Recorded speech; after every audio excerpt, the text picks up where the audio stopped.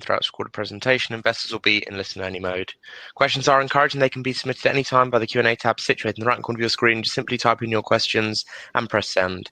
The company may not be in a position to answer every question received in the meeting itself. However, the company can review all the questions submitted today and publish responses where it's appropriate to do so. Before we begin, I'd like to submit the following poll. I'd now like to hand you over to CEO Tommy Cook. Good morning to you, sir. Good morning. Good morning, everyone, and thanks very much for taking the time to dial in and listen to our results. So before we go into the results, I'll just take a few minutes to introduce CLX to the people that are less familiar with the company, and then we'll go in and talk about the recent period, what the results were, and progress we've made during that period across a number of areas. So CLX Solutions brings clarity and confidence and certainty to the world's networks and applications. What we do is deliver test solutions that allow the equipment vendors or people building networks to prove the performance of their equipment or the networks and ensure it's going to work under all conditions. You can see on the left-hand side the type of companies we've sold to over the years. We started selling a lot to telecoms customers, so you see the telecoms vendors, Cisco, Ericsson, Nokia, the key players there that are using our products, as well as the operators like AT&T and BT, and component manufacturers like Broadcom, Qualcomm, etc. But we also have been selling to the data center and the enterprise market. And on the right-hand side, it shows just some of our heritage and where our spread of business is at the moment. So very much it started in telecoms, where the company started. As I said, really proven performance of equipment to the international standards. But a lot of the equipment and standards that come out of telecoms are adopted by many industries across the world. And that's allowed us to move into places like cloud computing and data centers, as well as moving more into government and defense type infrastructures as well, providing the same solutions. So we're a company that's sold in 68 countries around the world. We use a partner network, which we'll talk about later, that gives us that global footprint. And we're in a lean model where we outsource our contract manufacturing to a contract manufacturer. So what areas of test do we generically focus on? We focus on design, validation, and conformance test. So you can think of this as somebody that's building a new switch or a router or a piece of equipment, and the R&D engineers, as they're building the equipment and get the prototypes and the early production units, need to put it through its paces to check that it's going to do exactly what they expected, meet the specification, and also prove that it meets any international standards that they're going to claim conformance to. So that's really the area that we focus on, and it's an area where effectively having the right tools at the right time, you enable your customers to get their new revenue streams to market quicker. And it's not just about quick and time through, but it's robustness, that they know that once they release it into manufacturing, they won't have yield problems, and once it's deployed in the networks around the world, it's not going to have problems in terms of operational problems. So the right tools at the right time, you can command a healthy price, because you're basically enabling your customers to enable revenue streams. So that's the primary area we focus on. The one other area we focus on is shown here in the far right, and that's at high-level maintenance and monitoring. So it's not so much about building networks, but once the network's there and running, either monitoring its performance, or if there's a fault after you've determined it's not a straightforward fault that can be fixed by just replacing equipment, you have to do a deep dive to understand what's happening. We provide the tools that give that deep insight to allow that sort of work to be done. So that's who CLX are. So let me go straight into the review from the first half of FY26. For the period, we closed revenue of £8 million, which was up from 7.3 the year before. We made a slightly less of a loss this period than we did for the same period the year before, and we continue to have a healthy cash balance of over 10 million, and we plan to distribute a dividend of 0.31p per share. Through this period, we've continued to innovate in our products and continued to push ahead with our building our market presence. So at the end of the last period, we launched our 800 gigs product, which was market leading, and we've continued to use that to build momentum in the telecom space. But we've also seen strong demand for our other product portfolios in the US government and defense space. And we're doing a lot of ongoing activities, which I'll talk about later on, to really understand what's happening in the cloud and computing world as an effect of AI. We are not directly involved in AI, but we're in the vicinity of AI in terms of really trying to understand where the opportunities it's going to create as they try and build out the infrastructure to deliver the AI that's needed by the modern world. As I said, telecoms was a place we started. It's still a very key market for us, and it has been subdued over the last few years, and it continues to be. But we are starting to see a slow increase in business there from our deals, and in terms of engagement with customers, there is more and more deals coming our way in terms of customers wanting to talk about upgrading units or buying new units, which is a healthy sign. But we expect it to continue to be a subdued market going forward. In saying that, we've actually secured access to a set of chips that allows us to start working on a 1.6 terabit version of the Paragon Neo. This is the next rate is already starting to get deployed, and it is technically a very complex product to do, so it will take us around 18 months, so we expect to release it towards the middle of calendar year 27. But it's a key for us to continue to follow the technology waves, as we have over quite a few waves now, from 10 gig right up through 100 gig, 400, 800, and now 1.6 terabits. So an important part of our portfolio going forward.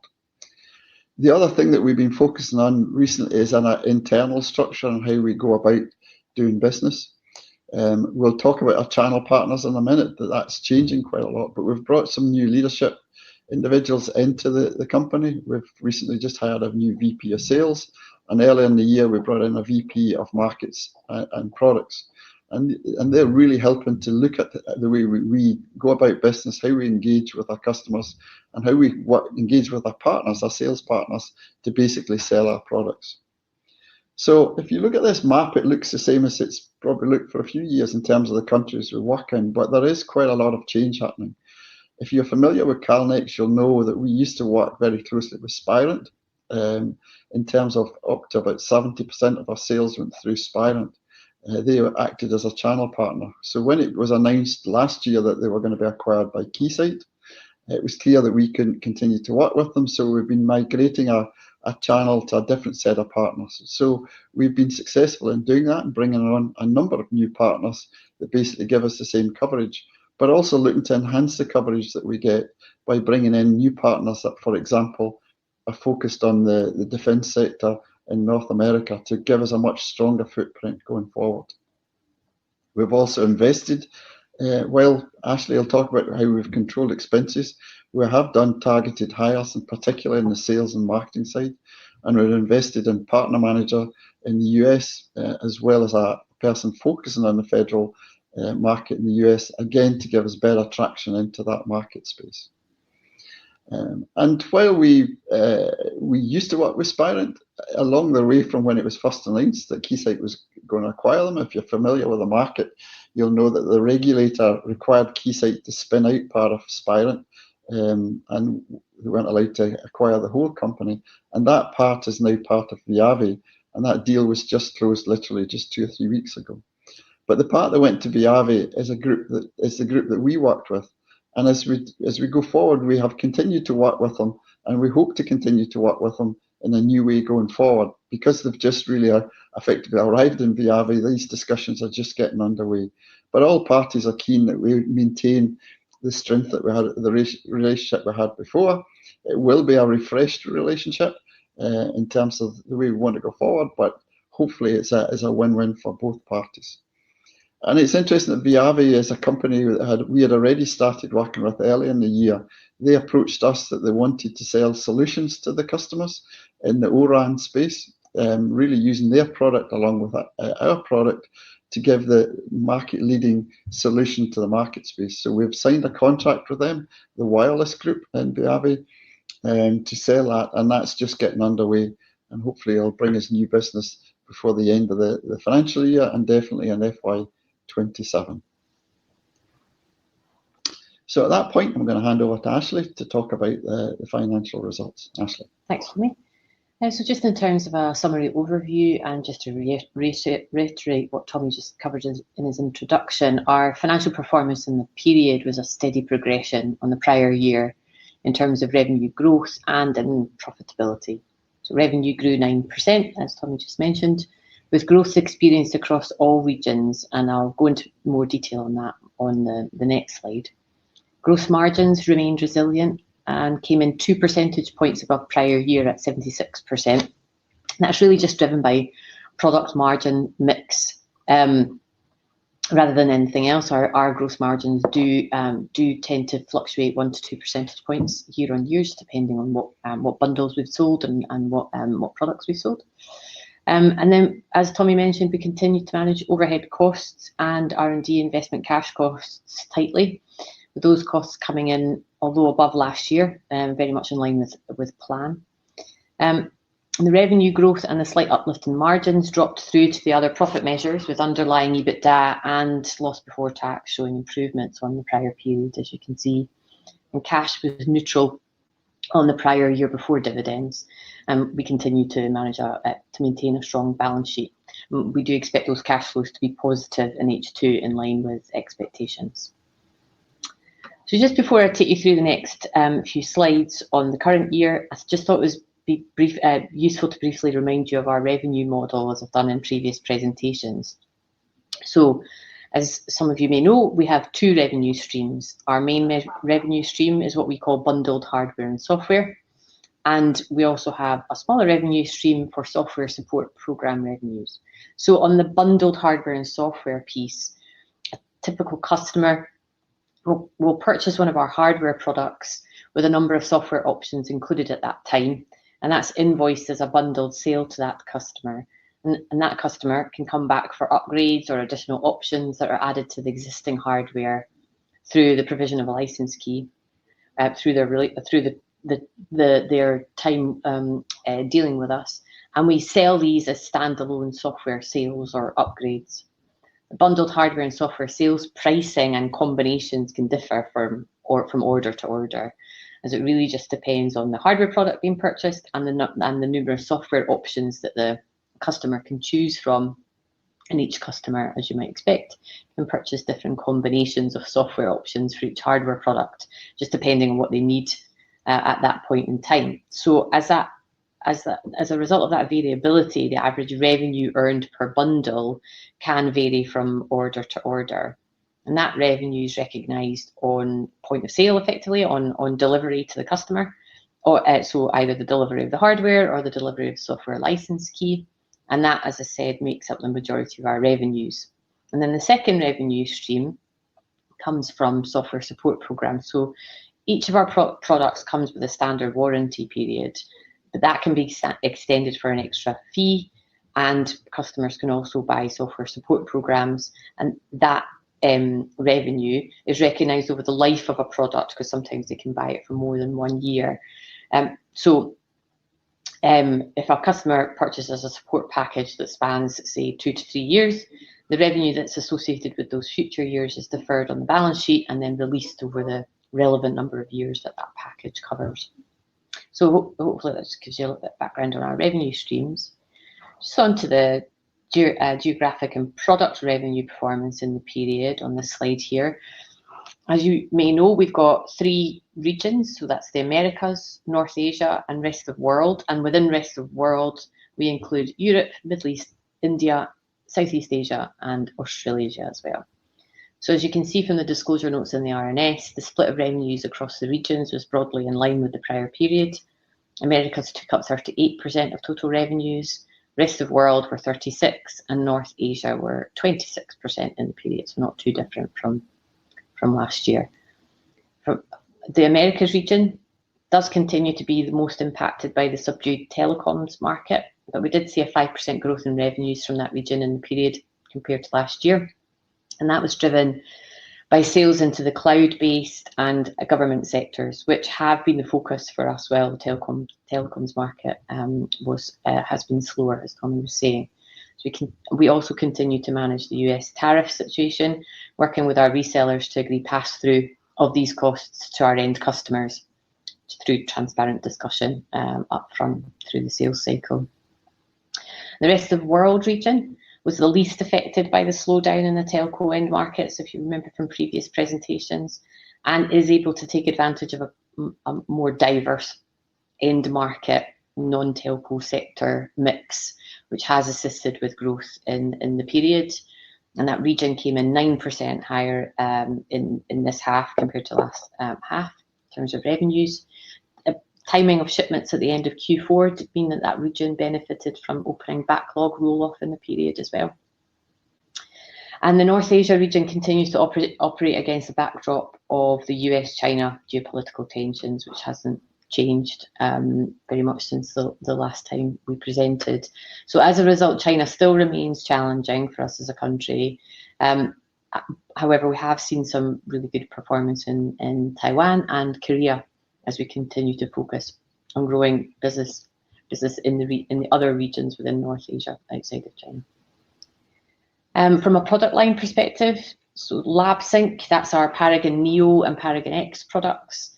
That does continue to be impacted by the slowdown in the telecoms market, although the demand for the 800 gig Neo remains encouraging, and we have seen some good demand for our more mature Paragon products as well, which is encouraging. Our plan for Sentry sales, so that's our network sync product aimed at use in data centers, are continuing as planned, and we received a significant repeat order at the start of October from a major hyperscaler, which gives us a good start to H2 for that product line. And the NAA product line, that's the SNE and the NE1, is seeing good traction in the government and defence sectors, where we're seeing use cases for both the potential use cases for the SNE and the NE1 for those customers. So just onto the income statement itself. I've covered quite a lot of the main drivers in the previous couple of slides, but just to kind of walk down the bullets here. So as I said, revenue growth of 9%, and that's coming from all the regions. That's effectively driven quite a lot of the performance and the rest of the P&L, but it's been supplemented by that slight improvement in the gross margin at 76% compared to 74% last half. As I mentioned, so admin costs, we show that separated out from R&D amortization in this table here, just to aid disclosure. Admin costs did increase as a result of planned headcount additions, and that's those targeted hires that Tommy was talking about earlier, and just inflationary cost increases. But as I said, they are very much tracking to plan. And R&D amortization has increased slightly on last year. That's very much due to R&D headcount increases in the prior year, just due to our 5-year amortization cycle. We haven't seen a huge uplift in heads within the R&D team. So that's effectively that R&D amortization of 5 years coming through to the P&L. And just one last thing to pull out here is just so you've got more information. The effective tax rate is 25% here. It's shown as a credit just because we're in a loss-making position. As that loss-making position flips into profit, that tax credit will become a charge. Then just onto the cash flow. So net cash flow from operating activities was 2.8 million compared to 0.1 million in the previous year. It was 0.1 million of an outflow, sorry. And that's been driven by the improvements in the EBITDA and the profitability improvements I just talked about, and positive working capital movements. The working capital movement of 1.2 million is really predominantly due to movements in the debtors balances. So we had a larger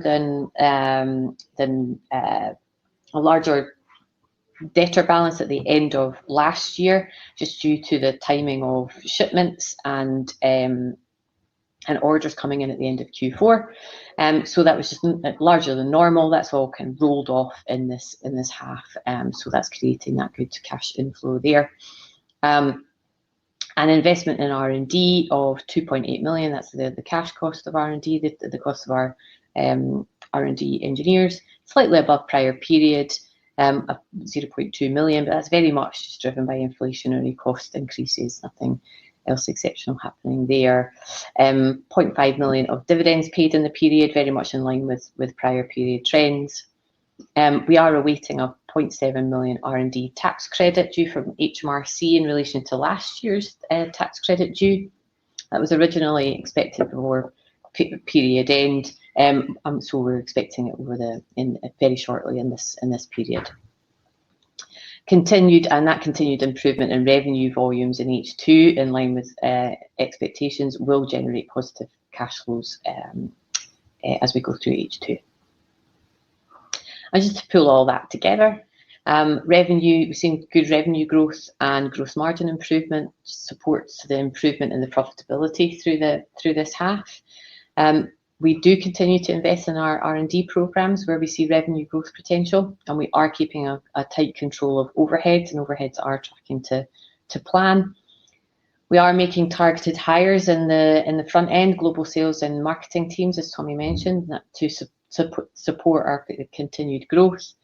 And we are confident in delivering continued growth in H2 and the FY26 results in line with market expectations. And I'll hand you back over to Tommy. Thank you very much, Ashley. So let's just have a quick look at the strategy and then take a bit of a more deep dive into a couple of areas that we thought would help to give you a bit more colour in terms of what we do and how we go about doing the business. So the strategy, if you've joined us before, looks pretty similar because it's exactly the same as it's been for a while. We really see two big market drivers that are not disconnected from one another. The first is the build out of the mobile network infrastructure to provide that connectivity into the telecoms network. As we say, the telecoms industry is a bit slow at the moment, but it's still key in terms of what's happening. And recently there was an announcement that NVIDIA have invested in Nokia to really look at the next generation of mobile infrastructure, that kind of RAN network. That's the network that sits beside the radio towers. So we still see this as a very important area, that it will come back, it's essential.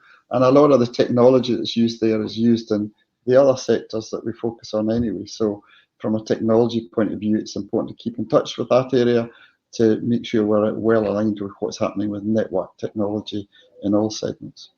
And then the second area we're looking for is to expand in the cloud computing and data center world and in the government and defense sectors.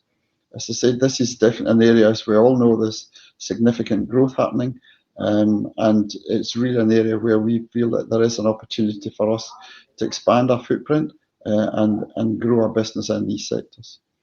And thirdly, it's about acquisition and partnerships is the third strategy. We have done acquisitions in the past, and we continue to look for acquisitions that will actually enhance our product portfolio or enhance our route to market to get us to new customers. The ones we have done in the past, there's always an element of just the right things at the right time. So it's not something that we can plan to do, but we continue to speak to many companies. But in the group that actually focuses on that, they also look at the partnerships. So the partnership that I talked about, we've just done with Viavi Wireless, is really that group to look to see how we can extend our reach through partnerships as well as acquisitions, as well as what we're doing in terms of the other markets and products.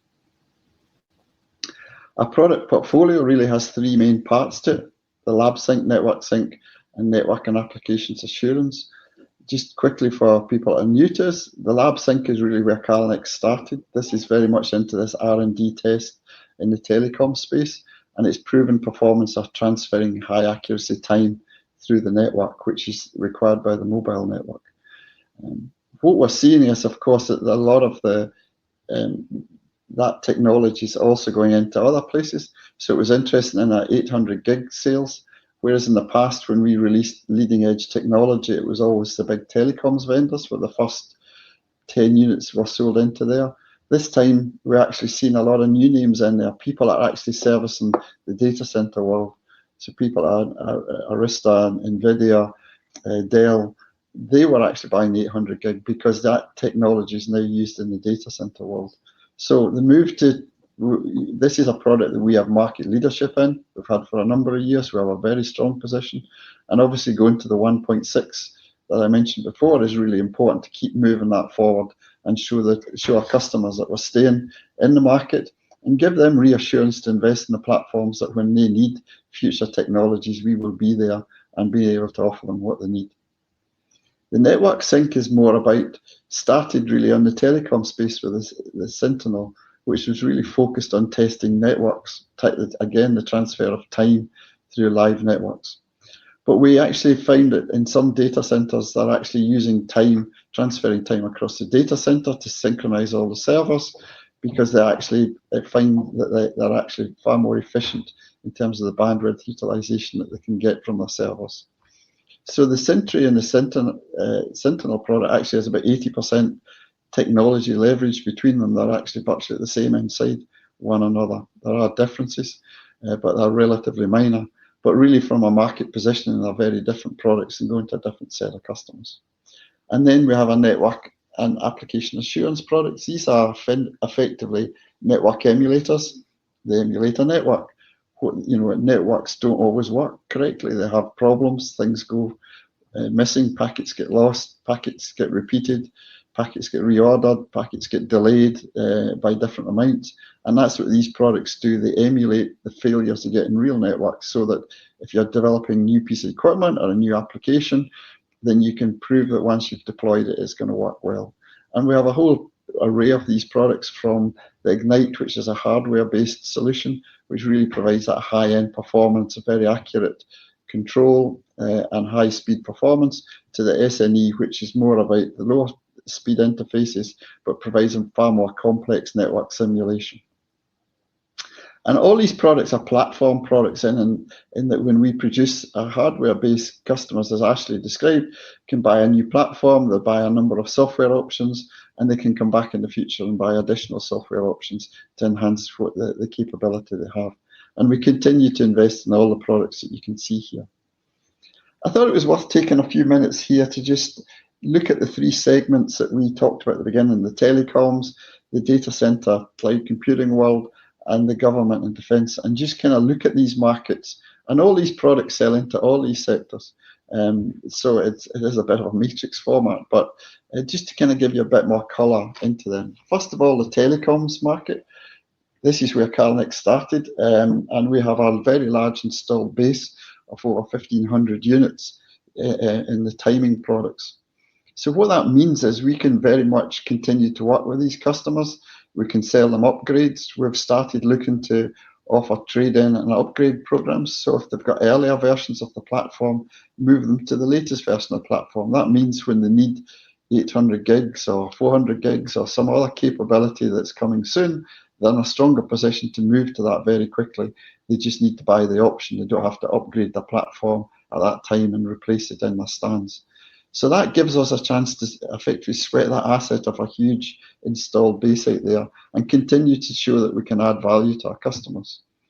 We're also looking to promote more strongly what we call a support service. So it's like a maintenance program where the products are under maintenance and you get software updates as well. Again, in the world of maintenance, it's like insurance. There are people that want it all the time. There are people that just won't buy it, and there's a group in the middle that can be persuaded. And obviously, it's the ones in the middle that we're looking to persuade to take it who don't have it at the moment. And as we all go forward and more worried about software security, getting the patches, getting the software updated is something many companies are wanting to do more and more with their equipment. So again, hopefully that is that part of that revenue that we see as the only part that's repeat revenue in terms of the maintenance part. But of course, we want to keep moving forward. And as I've mentioned a couple of times, the next big thing in the world of synchronization is doing it over 1.6 terabit interfaces. There are lots of other smaller enhancements. The standards are still really active in terms of in this area, so we continue to add enhancements. But we want to get to that 1.6 terabit. And we've just recently agreed an early access program to get access to a chipset that allows us to support these interfaces. This is a key thing because in terms of for us to do it, we need to get access to the technology to allow us to build a test solution, which is not the same as a piece of network equipment. So getting the technology is key for us. So we now have access to that. It's a very complex product. It will be hopefully an attractive product to our customers, high margin, high value product when it comes out, but it will take around 18 months to bring to market. So we're looking at the middle of 2027 or into FY28 before we see revenue on that. But this is still an important market. A lot of the technology that other sectors use really comes from the telecom sector. So we continue to stay in touch with customers. It's a base business that we want to continue to grow as the market grows. but we also want to extend our footprint looking into other areas. The first one of them is the cloud computing and data center world. Now, we've been looking to work in this area for a number of years, and you can see that we already are quite successful. Almost half our business is coming from this area. And we've had success with our timing products into the data center world, where, as I mentioned, some of the data centers, and one hyperscaler in particular, has timed all their servers. And we provide the monitoring systems that ensure all the servers are receiving accurate time. And that's been successful for us, and we look to replicate that with other hyperscalers. We also have been successful selling the network emulation products for allowing them to prove performance of their infrastructure. And that's something we'll continue to build a footprint with and look to expand the people that we work with. As an aside to that, the standards have just approved a profile for the PTP protocol. The PTP protocol is a timestamp protocol. That's what's used to transfer time through Ethernet interfaces. And there's an overarching standard called 1588. But what they do is they create profiles, which is effectively like a subset of the standard that you want to use if you've got a particular application or sector. So like in telecoms, there's 3 profiles. There's a power profile, there's a number of profiles. So hopefully this will encourage the data center world to adopt PTP more widely than that at the moment. But of course, the whole data center world is being disrupted heavily by the arrival of AI. And what we are seeing is this huge change happening in terms of the architecture within these data centers. How are they going to be architected? Are they all going to be just in one big cloud, wherever that is in the world? Or is there going to be edge data centers or edge computing sitting near the edge, sitting next to the towers? Again, referring back to the Nokia NVIDIA link up, that they're doing some of the computing at the edge, so they get for machine-to-machine communication, they get far more predictability in terms of latency and response times and things. And there's also things like inference testing. That's once you've built the model and it's working with the real world situation, it uses the data that it collects from the real world to basically respond to. So there's so much change going on there. It's been quite a challenge, and a lot of our discovery activity, this is when we're looking at right at the very end, front edge of our marketing. We do product marketing from the point of view with our customers that have our products, sitting down and asking them what they need next, where they're going. But there's also about just looking at the market in general and trying to understand where the opportunities are, because there's a huge amount of money, everybody knows, that's flowing into this infrastructure. And it can be quite challenging to understand where we can see opportunities, because they're just trying to move so fast that they want everything yesterday, let alone tomorrow. So I think there's still a huge opportunity. There's so much change going on there, and we've made real progress over the last 6 months of trying to segment that opportunity and find real opportunities that we can take our current products to and start and engage with customers that will also help us understand future opportunities that we need to direct our roadmap to. So as we are starting to do programs in the rest of this year in terms of engaging with customers, and hopefully we'll see revenue from that in the next financial year.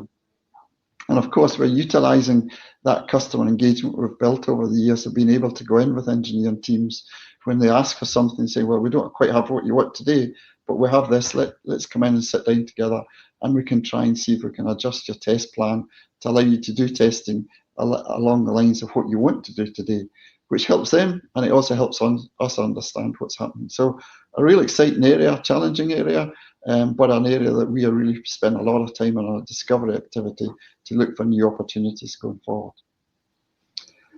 And lastly, the government and defence. Again, as we know from what's happening in the world, there's a lot more money going into these areas. And at the end of the day, they are just using network technologies that are coming from telecoms, coming from other spaces. And we realise that there's programs happening there that we can sell our current products in. So to date, it's not about changing our products, it's more about route to market, understanding how to sell into there. The first place that we address, that we've been trying to increase the penetration, as we talked about at the last discussion, is into North America. We've basically hired a salesperson with experience selling into the federal. We've hired a channel manager to set up the right channel, because you need different channel partners to sell into these customers than you do into the other ones. And really trying to understand how the whole ecosystem works there how we get part of these programs and ultimately sell into these programs. So we're starting to see reasonable progress in terms of deals starting to appear. So good progress there. And very much we do believe there should be all the dynamics, thinking about what whether you're building for a federal department, whether you're building in a defensive environment, there's far more networking going on between assets. So that just means that there is a need to prove that it works under all conditions, whether there's problems with connectivity, etc. So everything tells us there's real opportunity in there, and that's what we're starting to see. And of course, this is not just the US that's increased its government spend, it's happening all over the world. And the next place that we will look is to expand our footprint in Europe. And the first 3 countries we're going to do, starting really as we get into the next calendar year, is the UK, Finland, and Sweden, which may seem a strange set of countries, but it's because that's where we have people and we have already got connections to partners that are working into these government spend programs. And so we'll build from there. It's not that you can just decide to do Europe, because Europe, as we all know, is 20 plus 30 countries. And especially in government spend, they all have different ways of working. So you really have to look at each country in turn and figure out how it works, who are the right partners we need to work with, how do we get part of these programs. And of course, in the future, we'll extend that in Europe to some of the other big countries like Poland, Germany, France, etc., to expand our footprint and hopefully build that business going forward. So as we enter the second half of the year, we feel there's encouraging momentum in terms of what we're doing internally, both in internal processes and improving our sales channel, the whole way we market our products, as well as in some of these initiatives that we've talked about in terms of expanding things. We expect to anticipate that we will hit market expectations at the end of the year, and we continue to expand our market footprint. Telecoms will continue to be an important focus, but it's about building and expanding away into other areas as well, not defocusing on telecoms, but increasing the focus on other places. We have a strong balance sheet, and that allows us to continue to do this sort of targeted investment Ashley talked about into sales and marketing. And we believe we're well positioned with our products, with our operations and our contract manufacturing partners to respond when the market starts to grow and be able to deliver product as and when orders come in. And we believe we'll start to see through this next period better traction in some of these new areas where we've put significant effort in to expand the footprint. So at that point, I shall stop and see if there's any questions. I have a question here, Tommy, I can answer. So we've had a pre-submitted question before the webinar. The question is, what are the forecast growth rates for revenue/profit for the next few years?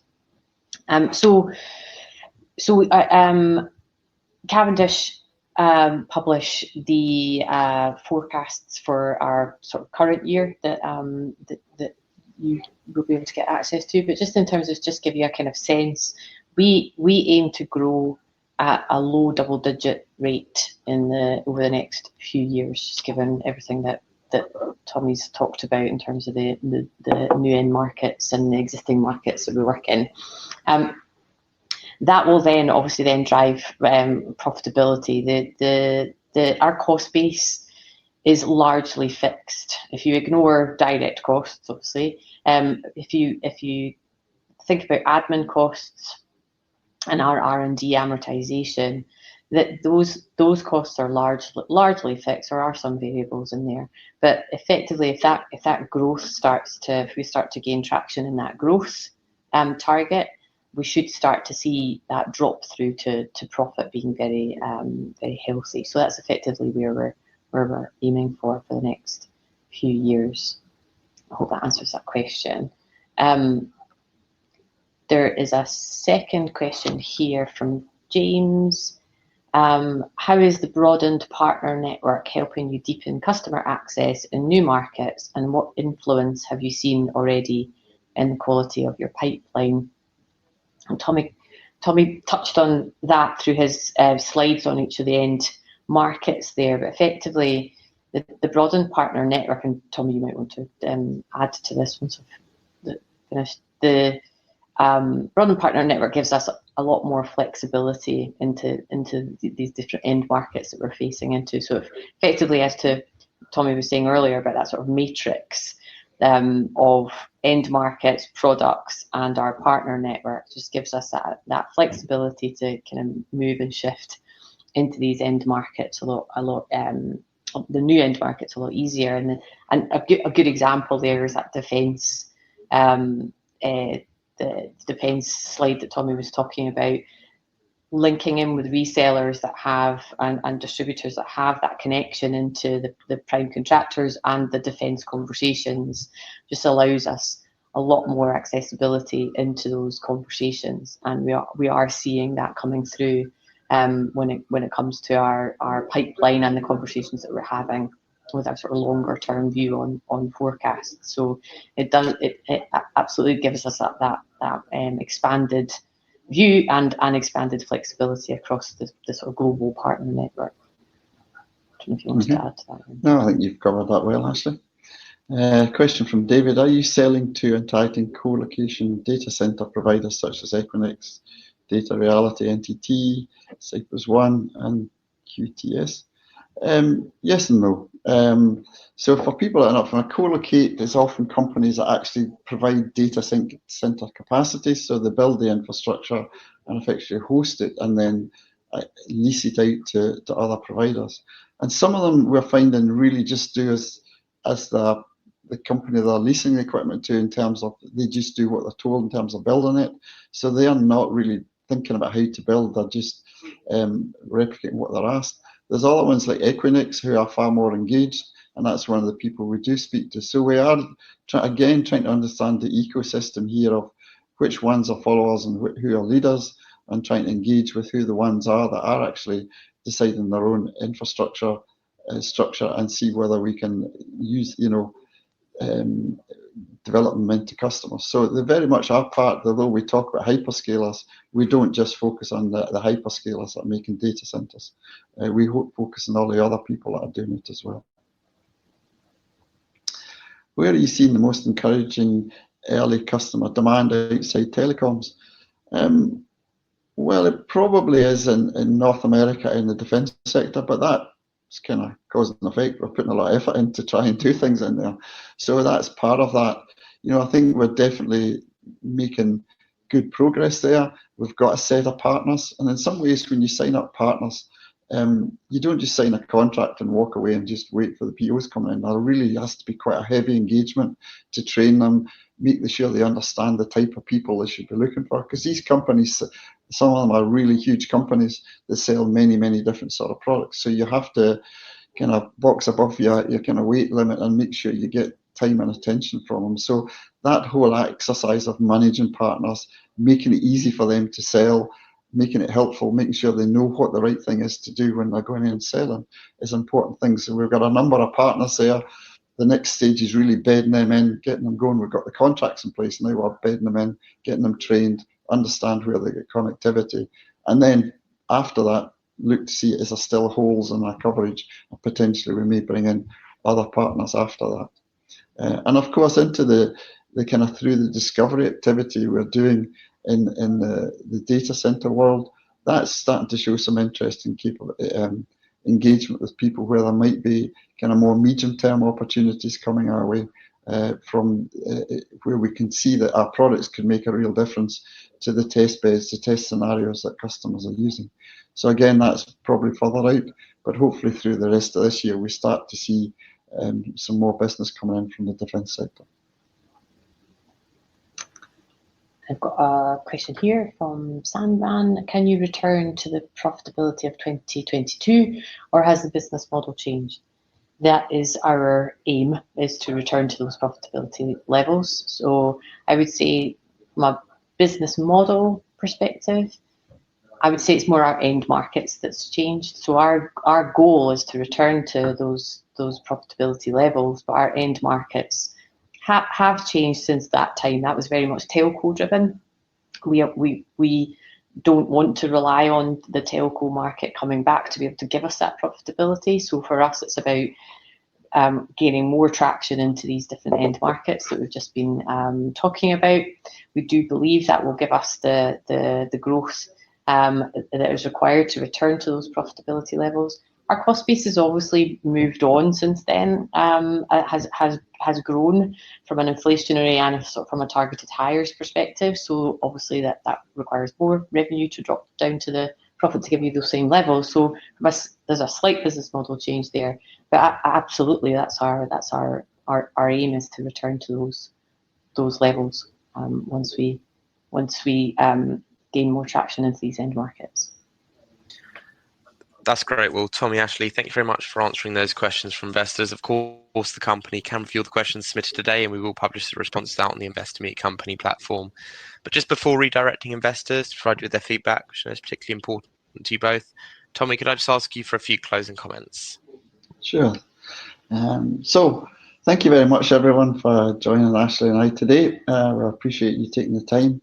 I guess where we feel we are today, we have got a good reputation in the market. Our heritage in telecoms and the relationships we've developed with people gives us a strong connection into the whole world of networking. And we feel that is critical going forward, and has always been critical from an innovation in terms of directing the innovation into products that can deliver real value and real business. We also seen an increase in diversity in our customers. We've talked about telecoms where we started, and we're not going away from telecoms, but we are seeing a wider spread of customers, which is good, and it allows us to spread our business so that we can get in that pie chart we showed at the beginning, a more equal balance, not by selling less to telecoms, but by selling more to others. And as a company, having a more diverse customer base gives us more stability going forward, as and less sensitive to the ebbs and flows of every technology sector. We're still continuing to see innovation as a key in terms of delivering into our products and our position in the market with our investment in 1.6. And also in the SNE, we're continuing to look at the next rates in there and higher capability, and we'd expect to continue to innovate in all these products, which is core to who we are and what we deliver to our customers. We have a strong financial position. As we talked about, we want to get back to higher profit levels, but we have been carefully managing our cash situation. We're in a good position that if we do see opportunities, we can move quickly, as everybody needs to do, to basically have targeted investment and go after these opportunities. And when we look at the underlying market drivers, they're still strong. There is obviously a lot of activity, but fundamentally, the areas we are focusing on need to grow to deliver what the world needs moving forward from the smart technologies, from the smart cities. And within the company, we have a very experienced team. We feel we're well positioned. We have good experience in various companies, and we've just enhanced that with bringing in new VPs as well. So a really strong management team that are ready to react to what's happening in front of us and make sure we can maximize the business.